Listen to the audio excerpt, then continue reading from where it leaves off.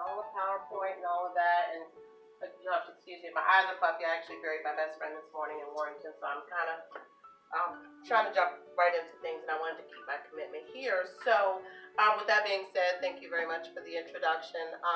We did meet down at the vigil, and it's not really anti-bullying what we do. We actually promote inclusion and diversity for all people, and our story is a little unique in the fact that we include the bully, because those are people that are hurting and they're lashing out because they have underlying trauma and things that they're going through. So, did you want to add something?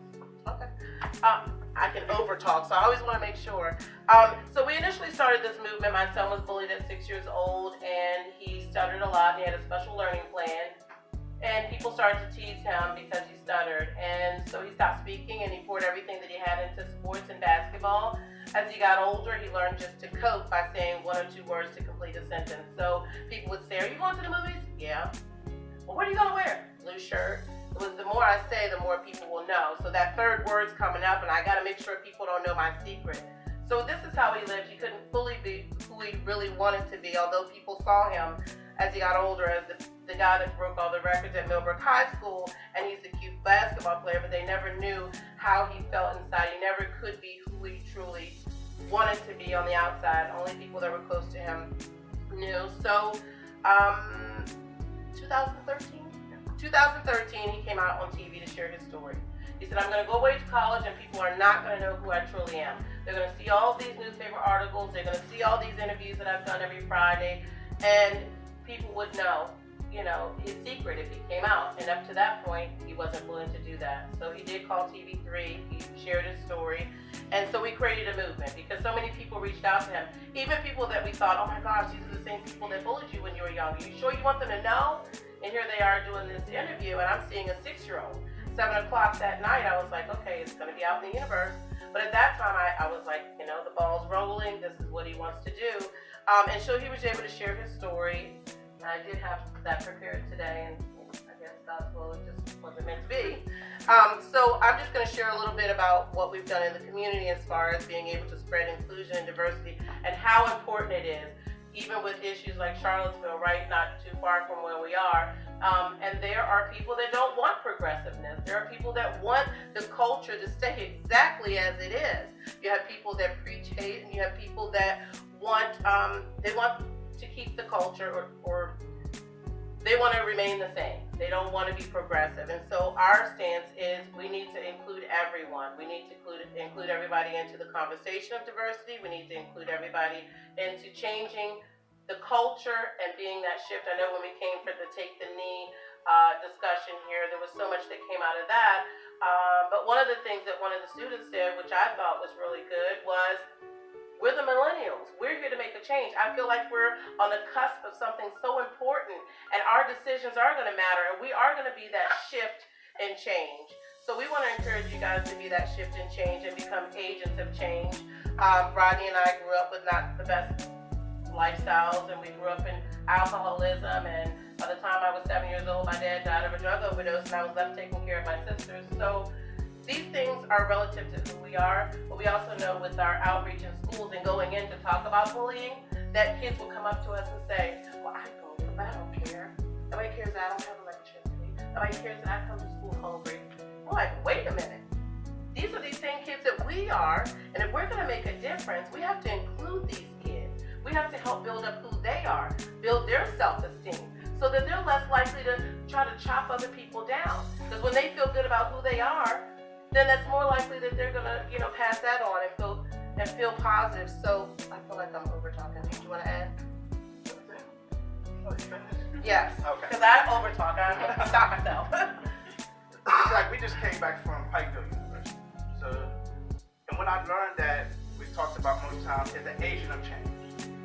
What that is, what it is to us.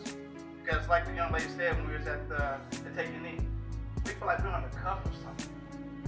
There's a change going on. And then you guys are going to be that change. Because it's going to be your generation that's going to be that. And you have to figure out how you want to leave this place for your children. Because that's where we are right now, of being that agent of change. And what our mentoring program is, going out changing those things, because I didn't come from the best home. I came from a home, which you can show the video. I came from a home where my mother went to prison for 2 years for being a drug addict. At that time, they didn't even call it a disease. I was only a sophomore in high school. I had to take care of my siblings for a whole 2 years with the help of my grandma. And I know that there's a lot of things that also that all of you here, some of you probably had to go, some of you probably came direct here at Shenandoah. Some of you had a journey. You had to take a whole different route. But you ended up where you're supposed to be. And that's where we kind of get what the agent of change is. How you want to see the future for yourself. And not only for yourself. How are you going to do that? I mean, just like Mr. Simpson said, voting. Because you're on the cusp of something very, very special. Something that's going to move this nation into the next generation, which is going to be your kid's generation. Sometimes we kind of look at our program here, and we have papers over there, you'll see how you want to change people's lives. Because the change starts with us. It always starts with us. And how do you make change? It's by being an agent of change. It's about knowing who you are. Embrace who you are. Be proud of who you are. No matter what your heritage is. Because I can accept somebody's heritage if you're loving everything around you. Because I'm not afraid of that. Because that's love. Because you love everything around you. But you embrace who you are. And sometimes we go into these high schools and middle schools. Those kids are all going through changes. Just like all of you went through changes. Trying to figure out who you are. Where you're going. And how you're going to get there. And by knowing that you can make a change right here at Shenandoah University. Because I went to Pikeville and I was very surprised they had the Black Union. Black Student Union. And they had like 9 white students join. I didn't even know they were a part of it. I thought they were just helping out. But they're like, no, we're actually a part. I said, what made you Mr. Black Union student? She said, well, I read the mission statement. The mission said nothing had to do with black. It had about to do with community, going out helping people, making changes in our community. That's what I signed up for. Because that's change. Because you can't be afraid of change. Change is going to come. And when it comes, are we ready? Are we ready to take that change and take it to another level? And that's what we have to keep breathing in ourselves. Every time you wake up, somebody says, Rodney, how did your day? I said, it was good, because I got up this morning.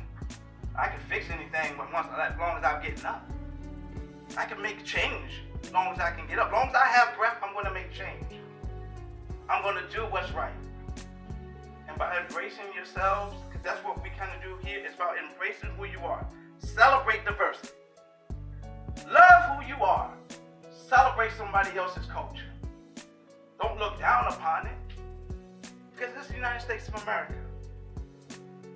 And something I always ask myself is, when the founding fathers thought of this nation, they put we the people. We the people. During a time when they could have put we the white people. We the white man. But they didn't. Because someone saw a vision that knew that this nation was going to strive more as a nation than an empire. Because they just came from an empire. They just came from that. So my thing is, we have to understand that vision.